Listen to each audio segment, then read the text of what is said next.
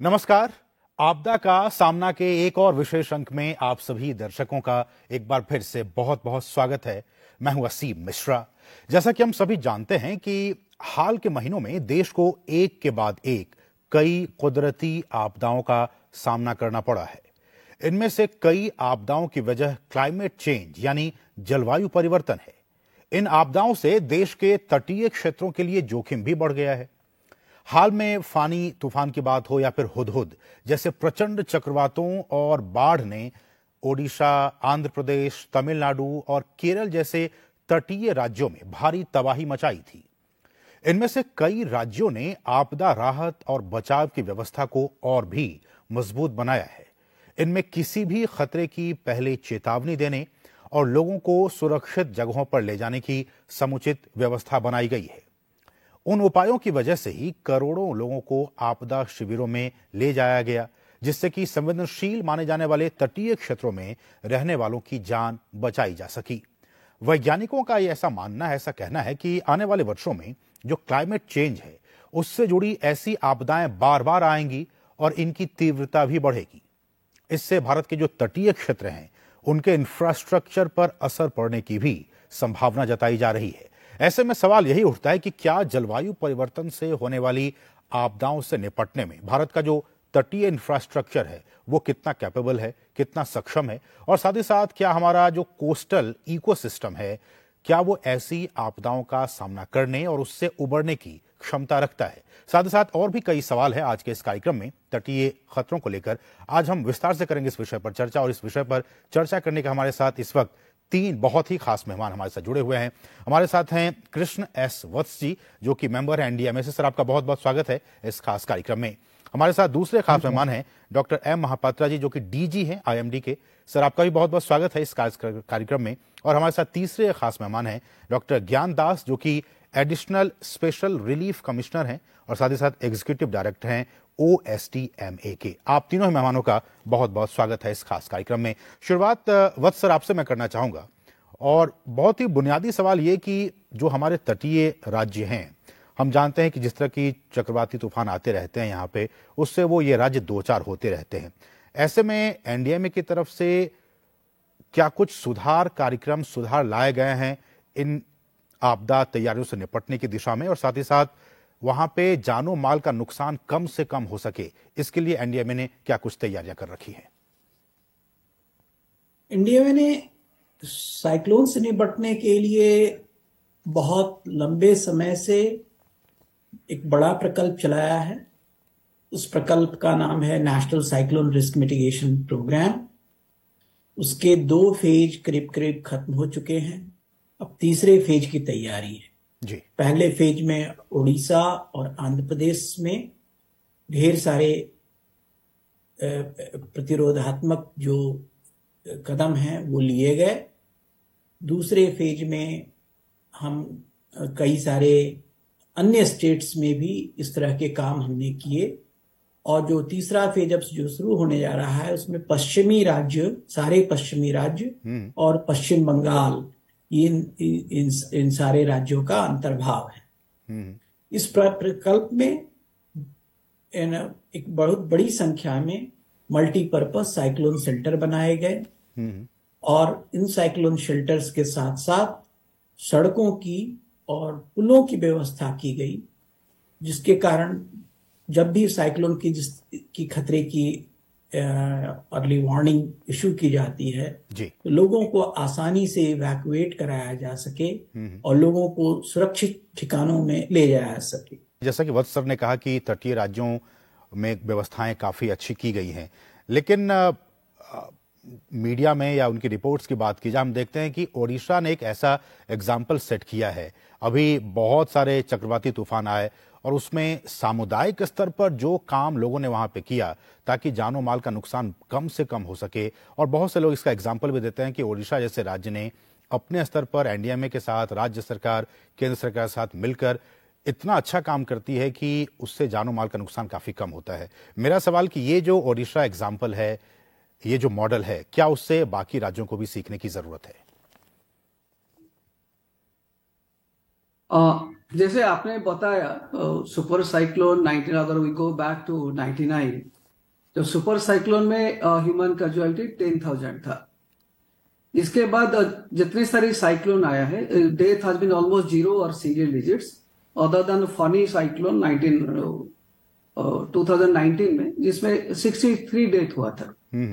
तो ये the transition from 10,000 to single digits और जीरो डेथ ड्यूरिंग साइक्लोन्स, ये ज्यादातर हुआ है जो गवर्नमेंट का पॉलिसी है कि every life is precious and mission zero casualty. पर इतने ये नहीं हो पाएगा, सिर्फ गवर्नमेंट का जो ऑफिसर है वो करेंगे जी। तो ये मेजर थ्रस्ट हुआ है कि जितने सारे लोगों हैं, कम्युनिटीज है, वो लोग कैसे शामिल होंगे डिजास्टर प्रिपेयरनेस में। तो इसीलिए हम लोग community based disaster preparedness programme जो है सारे गांव में करते हैं। गांव लोग प्लान बनाते हैं, जो जब साइक्लोन आएगा तो कैसे रिएक्ट करेंगे, कैसे लोगों को इवैक्यूएशन करेंगे। जैसे कृष्ण बस्ता जी बोल रहे थे साइक्लोन शेल्टर बना है, तो दिस साइक्लोन शेल्टर जो कंस्ट्रक्ट हुआ है लोगों को हैंड ओवर कर दिया है। तो लोगों इसको मैनेज करते हैं डिजास्टर के टाइम में और प्री डिजास्टर टाइम में। तो इसको जो प्लान बनाते हैं वो लोग के मॉक ड्रिल भी करते हैं। अगर साइक्लोन आएगा, वार्निंग कैसे डिसेमिनेशन होगा, तो लोगों कैसे इवैक्यूएट होंगे, तो कहाँ कैसे रहेंगे, साइक्लोन के बाद कैसे जाएंगे। तो ये सारे काम तो लोगों करते हैं, ये साइक्लोन हो या सुनामी हो। So they are directly, the community is playing a very active role. And इसीलिए government of Odisha also has amended the PRA act. तो इसमें एक स्टैट्यूटरी प्रोविजन आ गया है डिजास्टर मैनेजमेंट एक्ट के साथ, जो हर गांव में एक डिजास्टर मैनेजमेंट प्लान बनाएंगे, इसको कम्युनिटी बनाएंगे, और जो पंचायत तरह के जो इलेक्टेड रिप्रेजेंटेटिव हैं वो इसमें शामिल होंगे, दे विल गिव लीडरशिप। तो ये एंटायर डिजास्टर मैनेजमेंट जो ओडिशा का है, ये मल्टी स्टेक होल्डर का अप्रोच है, एंड ज्यादातर इसके मेजर रोल वो कम्युनिटी का ही होता है। बिल्कुल। तो गवर्नमेंट के जो ऑफिसर इनका वही होता है। जी बिल्कुल बिल्कुल। मेरा आखिरी सवाल वत्स सर आपसे होगा कि हम जानते हैं कि इस तरह के जब चक्रवात आते हैं, तूफान आते हैं, तो उसका सबसे ज्यादा इम्पैक्ट महिलाओं पे पड़ता है, उनकी आजीविकाओं पे पड़ता है। मेरा सवाल ये कि इस तरह की तैयारियों में, इस तरह की प्लानिंग में, आपदा से निपटने की तैयारियों में महिलाओं, जो तटीय क्षेत्र की जो महिलाएं हैं, जो सबसे ज्यादा जिन पे इम्पैक्ट पड़ता है, उसको उस प्लानिंग में कैसे शामिल किया जा सकता है, और अगर हम शामिल करते हैं तो उसका इम्पैक्ट, जो पॉजिटिव इम्पैक्ट है, वो हम क्या देखते हैं? जी, एक तो कि जो भी प्रिपेयर्डनेस के लिए जो भी कदम उठाए जाते हैं उसमें महिलाओं का सहभाग होना आवश्यक है। जो मल्टीपर्पज साइक्लोन शेल्टर की बात है, तो वहां पर भी उस स्तर पर भी एक कमेटी होती है साइक्लोन शेल्टर के लिए, उसमें भी महिलाओं का सहभाग आवश्यक है। जो और इन सारी व्यवस्था, ये सारी व्यवस्थाएं की जाती हैं जी। जब लोगों का एक बड़े स्तर पर इवैक्यूएशन होता है, उसमें भी महिलाओं के लिए भी एक अलग तरह की व्यवस्था होनी आवश्यक है। महिलाओं का स्वास्थ्य, महिलाओं की जो विशेष जरूरतें हैं, उन सब पर निगाह देना अत्यंत आवश्यक है। और स्थानीय प्रशासन, जिला प्रशासन इन सब बातों की ओर पूरा ध्यान देता है कि हम स्त्रियों के लिए जो है अलग से कुछ व्यवस्था करें, टॉयलेट्स की, सैनिटेशन की, और उनकी जो आरोग्य विषयक, स्वास्थ्य विषयक जो आवश्यकताएं हैं उसके लिए। बिल्कुल। तो जब भी साइक्लोन के बारे में जब आवश्यक जो प्रिपेयर्डनेस मेजर्स हैं, रिस्पांस मेजर्स हैं, और उसके बाद भी जो रिकवरी एंड रिकंस्ट्रक्शन मेजर्स हैं, सारे में महिलाओं के लिए एक विशेष व्यवस्था की जाती है। महिलाओं के जो व्यवसाय है उस पर काफी असर पड़ता है, जो सेल्फ हेल्प ग्रुप्स है उस पर काफी असर पड़ता है, तो उन लोगों को भी मदद करना उतना ही आवश्यक है। तो इन सारी बातों की ओर ध्यान देने की आवश्यकता है। प्रधानमंत्री के 10 सूत्रीय कार्यक्रम में इसका समावेश है, और केंद्र शासन और राज्य शासन दोनों का इन सब बातों पर पूरा ध्यान है, और भी इसको सशक्त करने की, सक्षम करने की आवश्यकता है।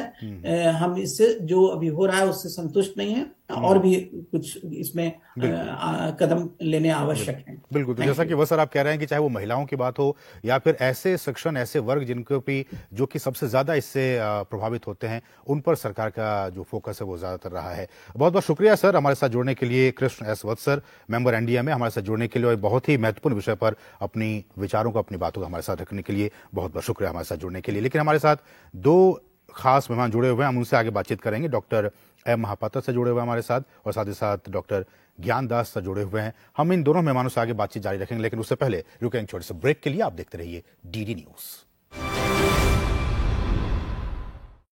Drop, cover, hold, hold. Hey Akshay, has everyone understood? Good, very good. Let's do it again. When an earthquake strikes, go to an open place. If you cannot, then first drop down, Cover your head. Hold on to something tightly. Or go to a safe corner and cover your head. Learn to protect yourself during an earthquake. Your wisdom lies in your preparedness. Always ensuring your safety. NDMA.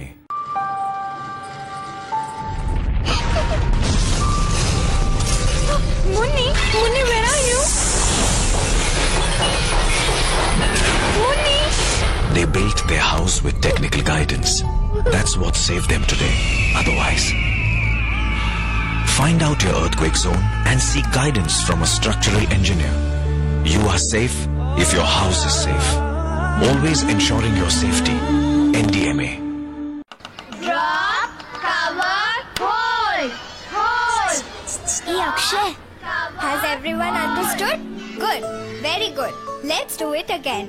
When an earthquake strikes, go to an open place. If you cannot, then first drop down, Cover your head. Hold on to something tightly. Or go to a safe corner and cover your head. Learn to protect yourself during an earthquake. Your wisdom lies in your preparedness. Always ensuring your safety. NDMA.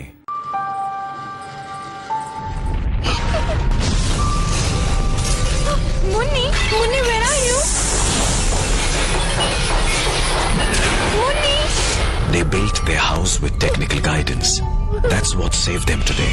Otherwise, find out your earthquake zone and seek guidance from a structural engineer. You are safe if your house is safe. Always ensuring your safety. NDMA. और break के बाद आपका फिर से स्वागत है। आप देख रहे हैं आपदा का सामना, और आपदा के सामना के आज के अंक में हम बात कर रहे हैं तटीय खतरों की। हमारे साथ दो खास मेहमान इस वक्त जुड़े हुए हैं। हमारे साथ डॉक्टर एम महापात्रा हैं जो कि डीजी हैं आईएमडी के, और साथ ही साथ हमारे साथ डॉक्टर ज्ञान दास सर हैं जो कि एडिशनल स्पेशल रिलीफ कमिश्नर और एग्जीक्यूटिव डायरेक्टर हैं ओएसटीएमए के। महापात्रा सर, मैं आपके पास आना चाहूंगा, बहुत देर से आप इंतजार कर रहे हैं। मेरा सवाल ये सर कि इस तरह की आपदाएं, और आपको तो साइक्लोन मैन ऑफ इंडिया भी कहा जाता है, आप इतनी सटीकता से इन चीजों का भविष्यवाणी कर देते हैं ताकि जो जानमाल का जो नुकसान है वो बहुत ही कम हो जाता है। लेकिन सर, मेरा सवाल अपने दर्शकों के लिए ये कि आईएमडी की अगर बात की जाए तो वो इन खतरों का लेकर तटीय जो खतरे हैं उसकी निगरानी आईएमडी की तरफ से कैसे की जाती है, और अगर भारत के निगरानी तंत्र की बात की जाए इंटरनेशनल लेवल पे, इंटरनेशनल फोरम पे भारत को कहां खड़ा पाते हैं आप? धन्यवाद मिश्रा जी। मैं ये बोलना चाहता हूं कि जो हमारा तटीय इलाका है लगभग 7500 किलोमीटर्स है, और इसके साथ साथ हमारे भी बहुत सारे आइलैंड्स है जैसे अंडमान निकोबार आइलैंड्स और लक्षद्वीप। ये सभी कोस्टल हजार्ड्स प्रभावित होते हैं जी। और सबसे बड़ा कोस्टल हजार्ड्स जैसे डिस्कशन चल रहा था कि ट्रॉपिकल साइक्लोन्स है, जिसके साथ साथ हेवी रेनफॉल होता है, फ्लड्स होता है और टाइडल वेव्स आते हैं, और इसके साथ साथ स्ट्रॉन्ग विंड्स भी होते हैं, इसमें जानमाल का नुकसान होता है। और इसके अलावा जो मानसून सीजन है, मानसून सीजन जून से सितंबर के बीच लगभग 13 low pressure systems Bay of Bengal और अरबियन सी में डेवलप होता है। और ये सभी लो प्रेशर सिस्टम्स ज्यादातर बे ऑफ बंगाल में होता है और हेड बे ऑफ बंगाल में होता है।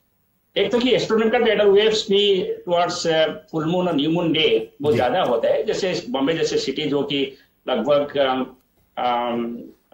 मीन सी लेवल के आसपास है, उसमें सिर्फ टाइडल वेव से भी फ्लडिंग हो जाता है।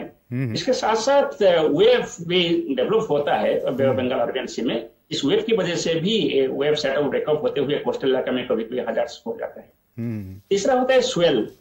एक डिस्टेंट वेव फेनोमेना होता है, जो कभी कभी साउथ इंडियन ओशन पे भी कोई साइक्लोन हो सकता है कि कोई डिस्टर्बेंस हो सकता है, जिसकी वजह से हमारा तटीय इलाका में waves all of a sudden आ सकता है। इसको स्वेल बोला जाता है। स्पेशली इसका सब लोकल नाम भी है, जैसे कलाकेडाल एक नाम है केरला कोस्ट के पास, जिसकी वजह से बहुत सारे नुकसान हो जाता है जी। ये सभी को देखभाल करने के लिए मिनिस्टर ऑफ आर्थ साइंसेस में 2 स्पेसिफिक एजेंसी है। एक है इंडिया मेट्रोलॉजिकल डिपार्टमेंट, दूसरा होता है Indian national centre for ocean information services जी। वो इनका जब वेव का मॉनिटरिंग और प्रेडिक्ट करते हैं, और आईएमडी जितना वेदर बेस्ड सिस्टम है, जैसे low pressure, depression, deep depression, cyclones, इसका निगरानी रखता है और इसका प्रेडिक्शन देता है। बहुत से लोग ये सर जानना चाह रहे हैं कि अभी हम, चूंकि आप ओएसडीएमए को रिप्रेजेंट कर रहे हैं, क्या हमारा जो अभी इंफ्रास्ट्रक्चर है कोस्टल स्टेट्स में, जो इंफ्रास्ट्रक्चर है, क्या आपको लगता है कि उसमें वो सक्षम है इस तरह की आपदाओं को सामना करने के लिए? क्या आपको ये लगता है कि हमें एक नए इंफ्रास्ट्रक्चर की प्लानिंग करनी चाहिए, नए तरीके से प्लानिंग करनी चाहिए, जैसा कि वत्स सर कह रहे थे कि जो केबलिंग है, जो केबल का काम है, वो अंडरग्राउंड करने का काम किया जा रहा है, तो इस तरह की जो चीजें हैं उसमें और भी प्लानिंग करने की जरूरत है, या फिर जो पुराने इंफ्रास्ट्रक्चर हैं उसी में हम सुधार करके उसको कैपेबल बना सकते हैं? This is a very the most pertinent question you have asked, क्योंकि जैसे हम लोग देखे हैं, there has been extensive damages to the infrastructures during flood और साइक्लोन, बट सिंस 99 हम लोग जो इसका जो डिजाइन है, तो ये डिजाइन में हम लोग अभी चेंज कर रहे हैं, and Odisha has been a pioneer और underground cabling so that power disruption is least during a disaster, जैसे कृष्ण बस्ता जी बोल रहे थे उनके वक्तव्य में। एंड जो साइक्लोन शेल्टर्स हम लोग बनाए हैं, पहले तो नॉर्मली क्या होता था, हम लोग ले रहे थे, कहीं स्कूल बिल्डिंग है, कॉलेज है, वहां पर ले रहे थे साइक्लोन के टाइम में, बट विद साइक्लोन शेल्टर जो हम लोग ओडिशा में कंस्ट्रक्ट किए हैं 900 के आसपास डेडिकेटेड साइक्लोन शेल्टर्स, इसका डिजाइन जो है वो आईआईटी खड़गपुर बनाया है। देन हम लोग फनी के बाद जो स्कूल्स हम लोग बनाए हैं, इसका कुछ डैमेज लेस हो, तो इसीलिए हम लोग रेडा के साथ भी हम लोग ये स्कूल बिल्डिंग जो है ये कैसे डिजास्टर रेजिस्टेंट होगा, इसको भी हम लोग कर रहे हैं। इसके अलावा अभी ये डिजास्टर मिटिगेशन फंड आ गया है, तो इसमें हम लोग क्या करते हैं, जो स्टेट डिजास्टर मिटिगेशन फंड है या नेशनल डिजास्टर मिटिगेशन फंड है, तो हम लोग पायलट बेसिस में डिजास्टर रेजिलियंट इंफ्रास्ट्रक्चर बना रहे हैं, ये फ्लड के लिए हो या साइक्लोन के लिए। So this can be done for the disasters notified by the government of India, also for the disasters notified by the state government also. तो इसीलिए हम लोग जो डिजास्टर रेजिलिएंट इंफ्रास्ट्रक्चर वो जो है इसको बना रहे हैं। और एक बात मैं बताना चाहूंगा, क्योंकि आफ्टर फनी तो हम लोग पहली बार इंडिया में पोस्ट डिजास्टर नीड असेसमेंट किए थे, तो इसमें पता चलता था किस टाइप का डैमेज हुआ है, क्यों हुआ है, किस टाइप का लॉस हुआ है। तो इससे जैसे नॉर्मल स्टैंडर्ड जो हमारा फिलोसफी था बिल्ड बैक बेटर, इससे कैसे हम लोग थोड़ा अलग सोच सकते हैं, और जो इंफ्रास्ट्रक्चर है हम लोग ऐसे बनाए कि अगर डिजास्टर होगा फिर भी वो अफेक्ट नहीं होगा। लाइफलाइन, ये बहुत ही महत्वपूर्ण बात है आप कह रहे हैं कि देखिए भारत का जो तटीय क्षेत्र है वो लगातार इस तरह की चक्रवातों से, आपदाओं से दो चार होता रहता है, इसलिए जो डिजास्टर रेजिलिएंट इंफ्रास्ट्रक्चर है वो अगर तमाम जो तटीय राज्य हैं वो अगर उस पर अगर ज्यादा ध्यान दें तो उससे जान माल का नुकसान काफी कम हो पाएगा। फिलहाल रुकेंगे एक और छोटे से ब्रेक के लिए, आप देखते रहिए DD news.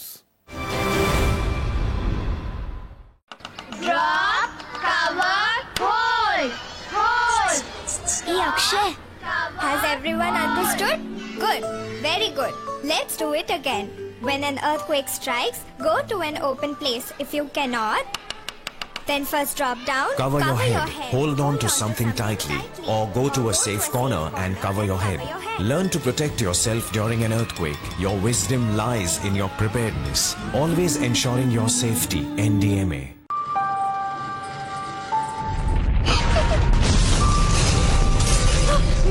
Munni, where are you?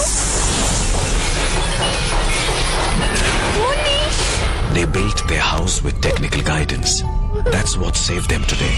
Otherwise, find out your earthquake zone and seek guidance from a structural engineer. You are safe if your house is safe. Always ensuring your safety. NDMA.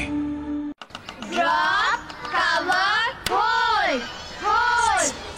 Hey Akshay, has everyone understood? Good, very good. Let's do it again. When an earthquake strikes, go to an open place. If you cannot, then first drop down, Cover your head. Hold on to something tightly. Or go to a safe corner and cover your head. Learn to protect yourself during an earthquake. Your wisdom lies in your preparedness. Always ensuring your safety. NDMA.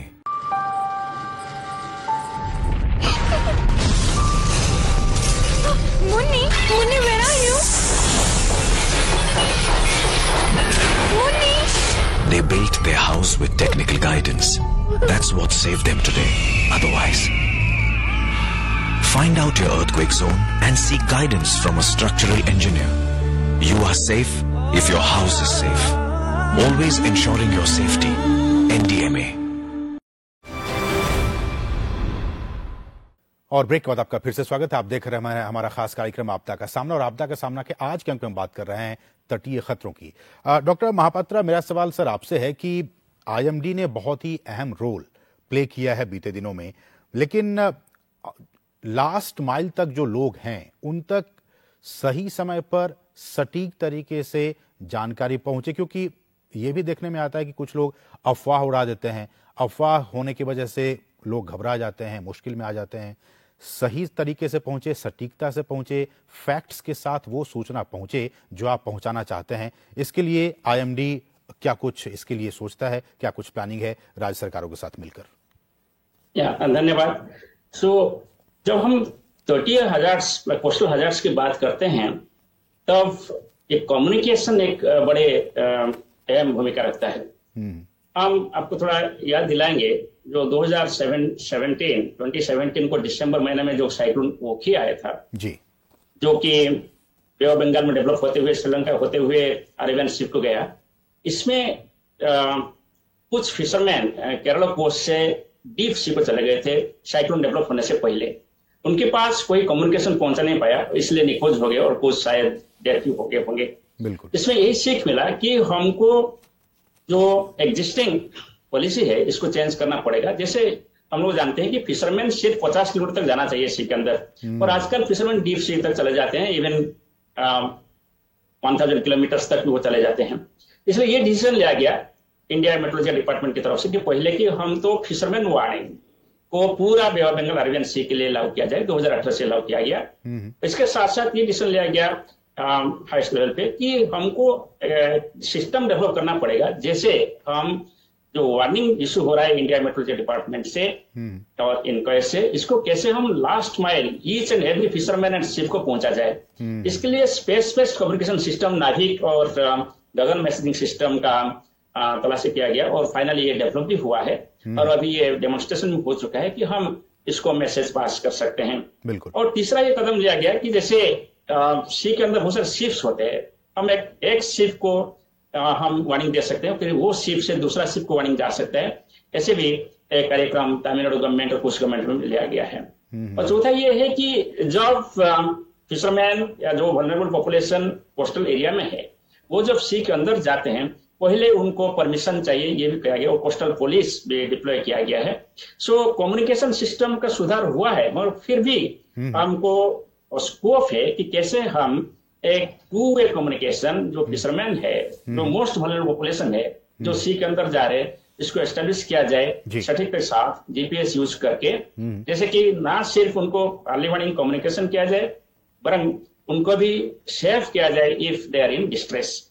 इसके ऊपर भी national disaster authority और concern state governments and minister of art sciences and ISRO काम कर रहे हैं जी। और इसके साथ साथ जो शिप्स है, जो शिप्स को पूर्वानुमान या सूचना पहुंचाने के लिए हम नावटेक सिस्टम का इस्तेमाल करते हैं। इसमें इंडियन नेवी इन्वॉल्व है, director general of lighthouse light shipping है। इसके जरिए up to 465 kilometre from the coast ये इंफॉर्मेशन हर टाइम दिन में 2 बार जा रहे हैं, और साइक्लोन टाइम पर 8 बार जाता है जी। और जो डीप सी में जो शिप्स है, जो भी कोस्ट की तरफ आ रहे हैं कि जा रहे हैं, उनके लिए सैटेलाइट बेस्ड कम्युनिकेशन होता है। जैसे इंटरनेशनल मैरीटाइम सैटेलाइट का यूज होता है, और इंडिया मेट्रोलॉजी डिपार्टमेंट इसको पेमेंट करते हुए उनको सभी इंफॉर्मेशन से के साथ पहुंचाता है। सर, समय की कमी है। डॉक्टर दास, एक आखिरी सवाल आपसे कि आने वाले दिनों में भविष्य में भारत इस तरह की चीजों के लिए और भी मजबूती के साथ अपने आप को स्थापित कर सके, स्टैब्लिश कर सके, डिजास्टर रेजिलिएंट फोर्स के तौर पर हम अपने आप को स्टैब्लिश कर सकें। इस दिशा में स्टेट गवर्नमेंट्स का क्या कुछ रोल हो सकता है, एनडीए में क्या कुछ रोल प्ले कर सकता है, आपकी नजर में वो क्या कुछ बातें हो सकती हैं?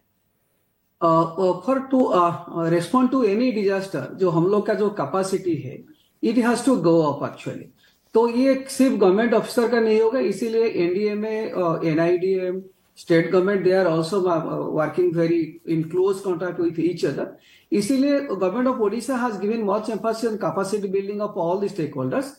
तो एक 2021 में कैबिनेट रिजोल्यूशन हुआ है जी। तो all elected representative from village ward member to honourable chief minister and in case of government employees, a group D employee to लेकर से चीफ सेक्रेटरी तक, everybody will be trained in disaster management. Okay sir. तो इस हिसाब से government of Odisha also has amended the PRI act आयो से, तो जो इलेक्टेड रिप्रेजेंटेटिव है वो सारे का ट्रेनिंग दे रहे हैं, कैपेसिटी बिल्डिंग कर रहे हैं। और कृष्ण बस्ता जी जैसे बोल रहे थे, जो जेंडर इश्यूज है, वुमेन का स्पेशल लीड से, तो government of Odisha is closely working with the women and child development department, mission Shakti department, health and family welfare department. जो गांव में जो वुमेन एसएजी ग्रुप से, the women young adolescent girl है, इनका भी हम लोग ट्रेनिंग कर रहे हैं। वॉलंटियर के जो हम उसको भी ट्रेनिंग कर रहे हैं। तो not only early warning dissemination कैसे होगा, तो उनको इवैक्यूएशन कैसे करेंगे, अगर शेल्टर लेवल में उनका नीड जो खाने का है और टॉयलेट का है, हाइजीन का है, ड्रिंकिंग वाटर का है, तो इसको हम लोग कैसे करेंगे, गवर्नमेंट ऑफिसर के साथ मिलकर कैसे डिजास्टर काम करेंगे।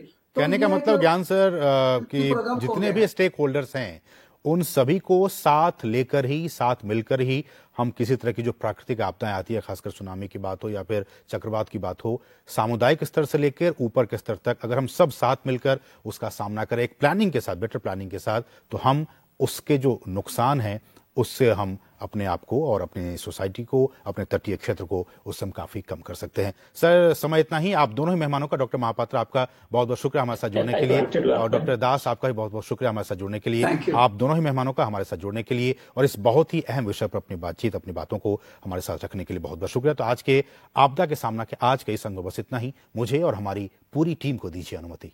नमस्कार।